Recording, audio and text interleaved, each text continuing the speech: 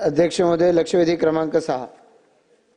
त्याप्रमाणे अध्यक्ष महोदय, खारघरमध्ये 31 जानेवारी ते 2 फेब्रुवारीच्या दरम्यान झालेली घटना आहे.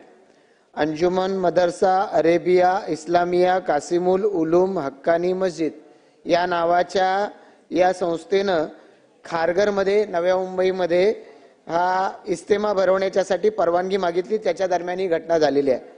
अध्यक्ष महोदय, कारण वेळ कमी असल्यामुळे स्पेसिफिक विचारायचं आपण सांगितल्यामुळे की एकतर या संस्थेनं जे पत्र दिलेलं होतं त्याच्या दरम्यान सांगितलं आम्ही 300 व्हॉलेंटियर ट्रॅफिक जॅमसाठी लावू, 300 व्हॉलेंटियर पार्किंगसाठी लावू, 300 volunteer cleaning team, 300 volunteer security team, म्हणजे जवळपास 1200 लोक आम्ही व्हॉलेंटियर्स त्या ठिकाणी लावणार आहेत असं सांगितलं. या इस्तेमाला 50,000 लोक उपस्थित राहणार सांगितलं. 2 लाखापेक्षा जास्त लोक उपस्थित राहिली.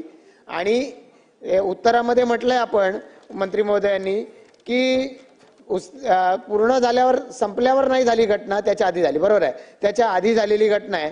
मग त्या ठिकाणी जात असताना चौक आहे, त्या उत्सव चौक, त्या उत्सव चौकाच्या जवळ हा प्रकार घडलेला आहे. जेव्हा घटना घडली रोड क्रॉस केल्यानंतर त्या ठिकाणी झालेली घटना आहे. ट्रॅफिक पोलीस त्या ठिकाणी हजर नव्हते. या लोकांनी हे सगळे व्हॉलेंटियर देऊ असं सांगितलं होतं. ना पोलीस होते ना व्हॉलेंटियर होते. यामुळे ही घटना घडली. पोलीस चौकीमध्ये जाऊन त्या शिवकुमार शर्मानं ज्या वेळेला तक्रार द्यायचा प्रयत्न केला त्या ठिकाणी ब्लिडिंग झाल्यामुळं पुढच्या 15 मिनिटांमध्ये तो दगावलाय. अध्यक्ष महोदय, जर त्या ठिकाणी हे म्हटलेले व्हॉलेंटियर्स असते तर त्या लोकांनी व्हॉलेंटियर आहेत मदत करायला पाहिजे होती. एकही व्यक्ती अशा या ठिकाणी वाद होतोय, मारामारी होते, हाणामारी होते, हेल्मेटनी जीव जाईपर्यंत मारहाण केली जाते, मदत करायला कोणी आलेलं नाही. मग अशा वेळेला या ठिकाणी ज्यांनी जबाबदारी घेतली त्यांनी जर जबाबदारीचं पार पाडलेली नाही त्यांच्यावर गुन्हा दाखल व्हायला नको का? आणि म्हणून अध्यक्ष महोदय, या ठिकाणी मागणी आहे की त्यांच्यावरती गुन्हा दाखल व्हायला पाहिजे. दुसरं अध्यक्ष महोदय, त्याच्याबरोबर नाही की खारघर सारख्या ठिकाणी हा कार्यक्रम घेतला जातोय त्याच परिसरामध्ये आता अध्यक्ष महोदय खूप मोठ्या प्रमाणात अनधिकृतरित्या मशिदी उभ्या राहत आहेत. या ठिकाणी हॉटेलमध्ये बेसमेंटमध्ये या ठिकाणी नमाज पढायच्या साठी ऑफर केल्या जात आहेत. रेल्वेमध्ये स्टिकर लावले जात आहेत, नमाज पढायला या, वेगवेगळ्या सुविधा तुम्हाला त्या ठिकाणी मिळणार आहेत. आता या खारघर तळोजा परिसराचं मुंब्रा करण्याचा घाट घातला जातो अध्यक्ष महोदय. आणि म्हणूनच या सगळ्या प्रयत्नाचा हा भाग बनलेला आहे. इथे कायद्याला कुठलंही स्थान नाही अशी स्थिती निर्माण होते. आणि त्यामुळे अध्यक्ष महोदय, या ठिकाणी जर असे प्रकार वारंवार घडणार असतील थांबवण्याची जबाबदारी शासनाची आहे. आणि म्हणूनच या अशा पद्धतीनं या संस्था कुठून इथून मुंबईतून खारघरला जाणार आणि कार्यक्रमाचं आयोजन करणार, यांना भविष्य काळामध्ये असे कार्यक्रम आयोजित करण्यासाठी परवानगी देता कामा नये. हे जर नियम पाळणार नसतील तर अध्यक्ष महोदय का परवानगी देता? आणि म्हणून या अशा संस्थांना भविष्य काळामध्ये इथं कुठलेच कार्यक्रम आयोजित करण्याची परवानगी देणार नाही असं शासन निर्णय घेणार आहे का? अध्यक्ष महोदय, इस्तिमाचा हा कार्यक्रम नवी मुंबई इथे संबंधित त्या तारखांना तो झाला 2 फेब्रुवारी ते 31 जानेवारी ते 2 फेब्रुवारी. आणि परवानगी घेत असताना त्यांनी सिडकोच्या जागेमध्ये हे कार्यक्रम करत असताना त्यांनी सगळ्या परवानग्या घेतल्या होत्या. त्या ठिकाणी 600 पोलीस कर्मचारी आणि अधिकारी असे पोलीस फोर्स तिकडे उपलब्ध आपण त्यांच्या परवानगीच्या मध्ये त्यांनी मागणी केली होती, त्यानुसार आपण तिथे उपलब्ध करून दिले होते.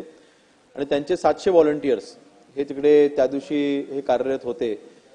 आपलं म्हणणं आहे की ते 700 व्हॉलंटियर देखील तिथे कमी पडले होते आणि त्यामुळे ही घटना तिथे घडली. अध्यक्ष महोदय, ही घटना जिथे मूळ कार्यक्रम होता त्यापासून जवळपास 2 ते 2.5 किलोमीटर लांब घडलेली आहे.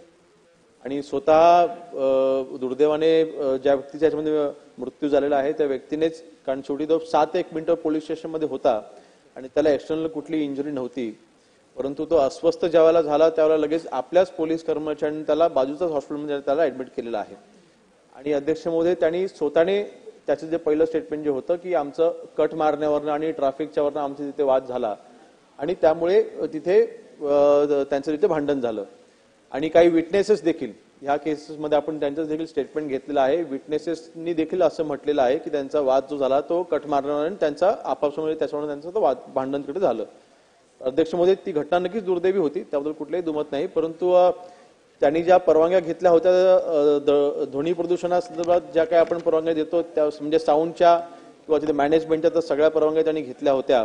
त्यामुळे अशा संस्थांना परवानगी देत असताना अर्थातच आपण सगळी दक्षता घेतच असतो आणि शेवटी मॅनेजमेंटचा विषय ही परवानगी देत असताना विभागाची देखील तितकीच जबाबदारी आणि त्या संस्थेची देखील जबाबदारी मला मान्य आहे.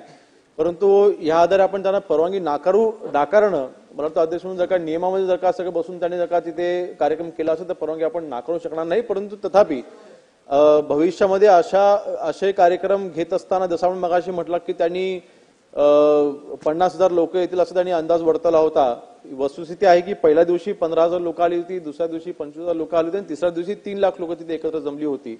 आणि ज्यावेळेला 50,000च्या समोर जेव्हा 3 लाख लोक जमतात त्यावेळेला मॅनेजमेंट हे शक्य होत नाही. भविष्यामध्ये अशा परवानग्या देत असताना नक्कीच ह्याची काळजी आपण घेऊ. 4 डिसेंबर ते 30 जानेवारी 58 दिवसाची परवानगी मागितली होती. सिडकोनं सुरुवातीला ती दिलेली होती. म्हणजे इतक्या मोठ्या प्रमाणात कार्यक्रम होणार आहे तर याची काळजी घेणं त्या संस्थेची जबाबदारी आहे. आणि म्हणूनच मी म्हणतोय की अप्रत्यक्षरित्या का होईना ही संस्था जबाबदार आहे अशा मृत्यूला. कारण तुम्ही 1200 लोक लावणार सांगता आणि त्यानंतर ते लोक प्रत्यक्षात दिसत नसतील तर हेच जबाबदार आहेत. आणि म्हणून अशा संस्थेला भविष्य काळामध्ये हे कार्यक्रम करण्याची परवानगी देण्यात कामा नये, तरच अध्यक्ष महोदय लोकांच्या जीविताचं संरक्षण होईल. तर ती काळजी शासन घेणार आहे का? 58 दिवसाची परवानगी एका संस्थेला एका ग्राउंडसाठी आपण देणार तर हा प्रेसिडेंट सगळीकडे वापरला जाणार नाही. अध्यक्ष महोदय, इतका 58 दिवसाची सगळीकडे वापरला जाणार 58 दिवसाची जर का ती आपण तो कागद माझ्याकडे देखील द्या. 58 दिवसाची परवानगी दिली गेली असेल तर त्या पद्धतीने परवानगी दिली जाणार नाही. जर धार्मिक कार्यक्रम एका सार्वजनिक सरकारी किंवा सरकारच्या अंडरटेकिंग संस्थेच्या माध्यमातून जर 58 दिवसाची परवानगी दिली तर हे प्रेसिडेंट पूर्ण राज्यामध्ये सगळीकडे वापरला जाणार. सरकारने यावर विचार केला पाहिजे. ही काळजी घेतली जाईल. मूळ कार्यक्रम त्यांचा हा 3 दिवसाचा होता. त्याच्या पुढे मागे 1-2 दिवस आपण परवानगी आपण देतो. 3 दिवसाचा असं आपण 5-1 दिवसाला ठीक आहे. परंतु 58 दिवसाच्या अशा परवानगी दिल्या गेल्या असेल तर नक्कीच यापुढे अशी 58 दिवसाच्या परवानग्या किंवा गरजेपेक्षा जास्त दिवसांच्या परवानग्या दिल्या जाणार नाहीत.